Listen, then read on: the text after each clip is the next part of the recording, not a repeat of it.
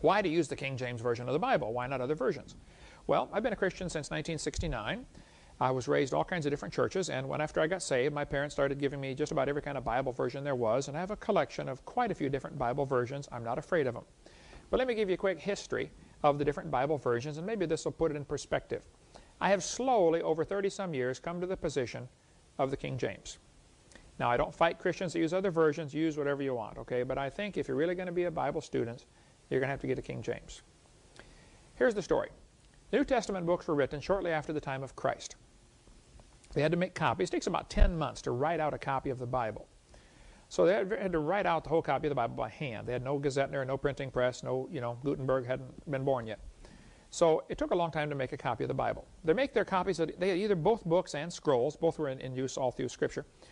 And they make a copy and then they check it very carefully. If they find a mistake, they're going to burn it. So they were very careful to get it right. They had a checking system that was really pretty goof-proof. They made all these copies and they spread out around the world because this was a time of great persecution. Christians are getting persecuted, so they spread out to different countries and they bring their copies of Bibles with them. So you got somebody in India who's copying the Bible and somebody in France who's copying the Bible, and pretty soon the copy wears out. Let's just pick a few numbers here. This is a book from the early 1900s. It's a very beautiful book and it's beginning to get worn out. If this book was in active use, if I opened it and closed it and read from it every single day, it would shorten the life of it. If it just simply sits on the shelf, of course, it lasts longer. But a book in active use is going to quickly fall apart, as this one has already begun to fall apart, and it's not in active use, believe me.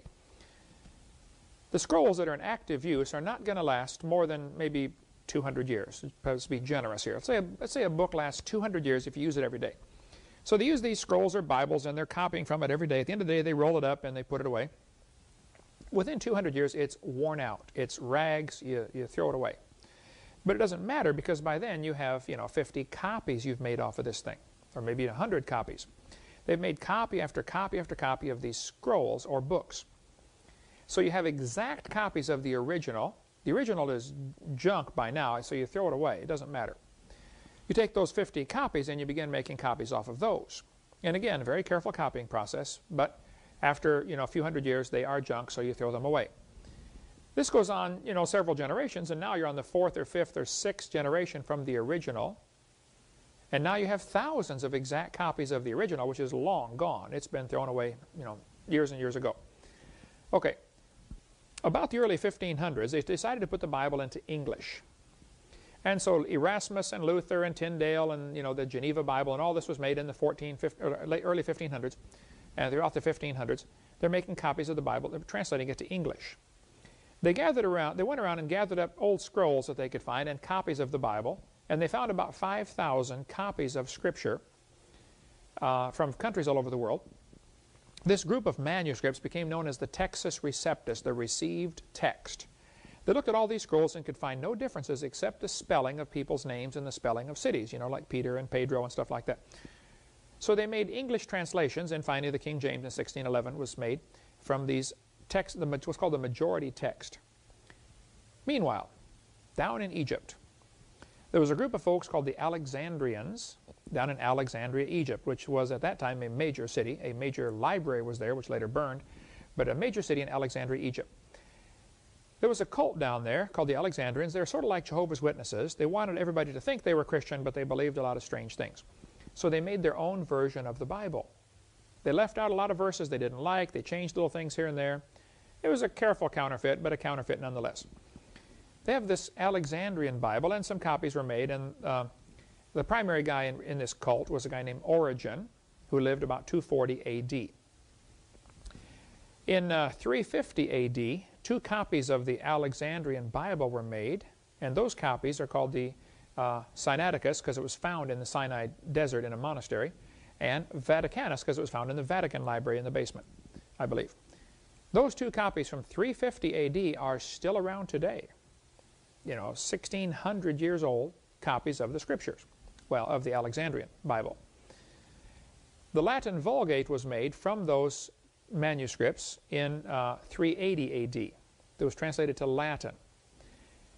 Then in 1582, the Catholic Church ordered the translation of the Latin Vulgate into English, And that's where the Douay Confraternity and the Douay-Rheims version come in. The Douay versions were made from the Latin, which was a good translation of the wrong manuscript. They're translating the Alexandrian.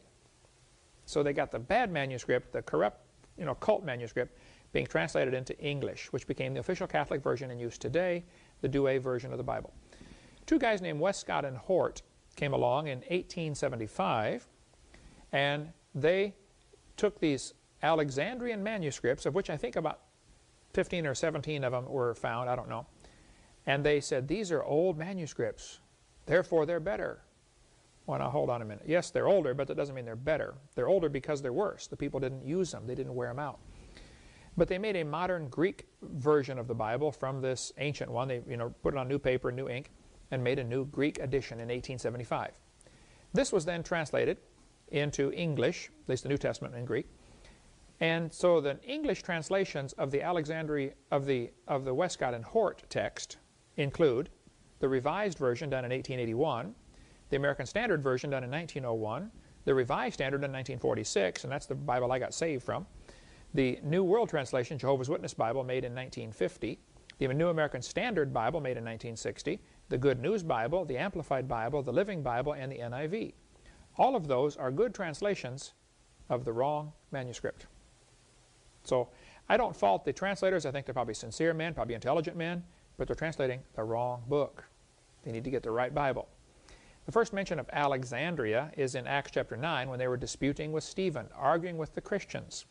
And we still got the same thing today with these different versions of the Bible, arguing with the real Bible. Okay, my Jehovah's Witness Bible on my shelf will probably never get worn out. It doesn't mean it's better, it just means I'm not going to use it. Okay, I have one, I have a Mormon Bible, I'm not going to use it. So that's the story. There are more manuscripts of the Bible than any other book ever written in ancient times. Homer's Iliad, for instance, there are only 643 manuscripts known today. By 1946, they discovered 24,000 manuscripts of the Bible. Then when the Dead Sea Scrolls were found in 1947, they now have 40,000 new manuscripts to work from. So the Dead Sea Scrolls made it up to the total now of 64,000 manuscripts of Scripture. The Isaiah scroll is 1,000 years older than any known manuscript anywhere in the world. And it matches exactly the Textus Receptus, the King James. I recommend you get the book New Age Bible Versions. You can order it from my ministry, or go to avpublications.com if this topic interests you, about studying different Bible versions. And we could spend hours about that one, but that's enough.